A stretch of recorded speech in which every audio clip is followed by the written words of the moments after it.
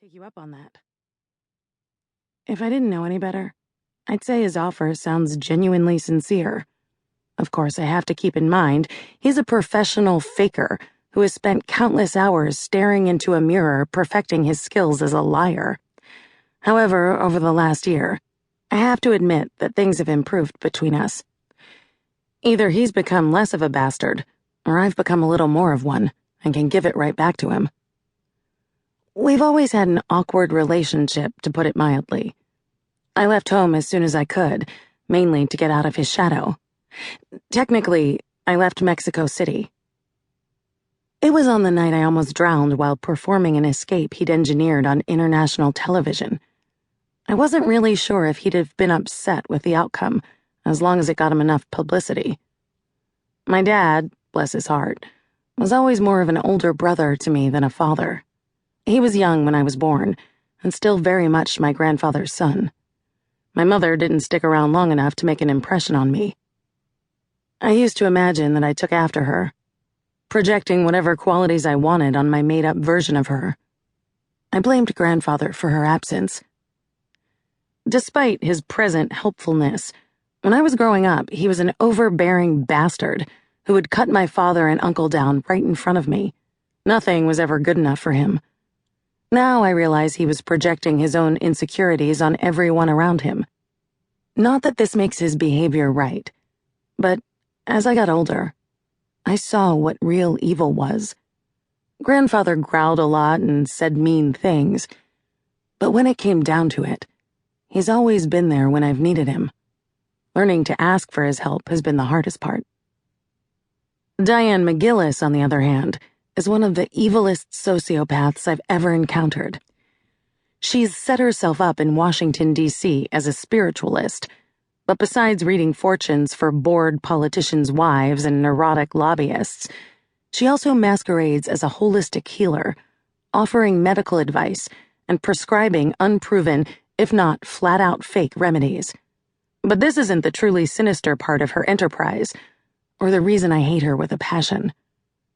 Her specialty is victimizing people in the late stages of cancer.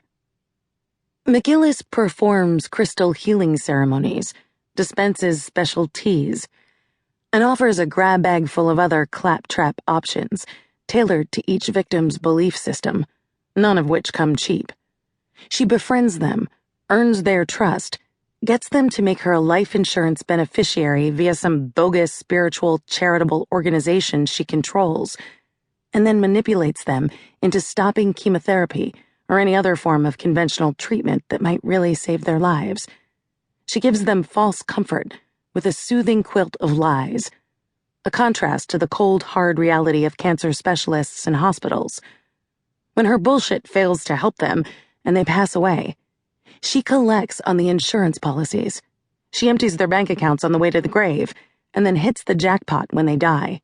They think she's a friend, even to the point of getting her victims to alienate their families and loved ones. A skilled manipulator, she knows all the right triggers to press. She's led at least 4 people to their deaths so far.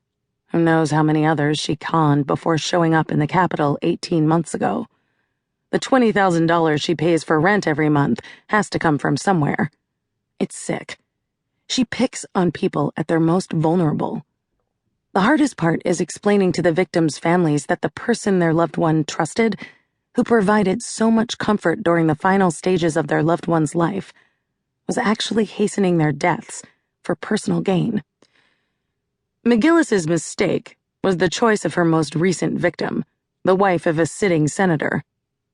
He was bitter about the money she'd been paying to McGillis while his wife was alive, and even angrier when he found out after her death that McGillis was a beneficiary. McGillis probably just saw this wealthy woman as an ideal target. But had she done her research, she would have learned that Senator Foster is a member of the Senate Committee on Appropriations and in charge of appropriating funding for the U.S. Department of Justice. It's sad that this is what it took for McGillis to appear on our radar, but that's the way things work in this city. Has she done any psychic surgery? Grandfather asks. Popular in the Philippines and South America, psychic surgery involves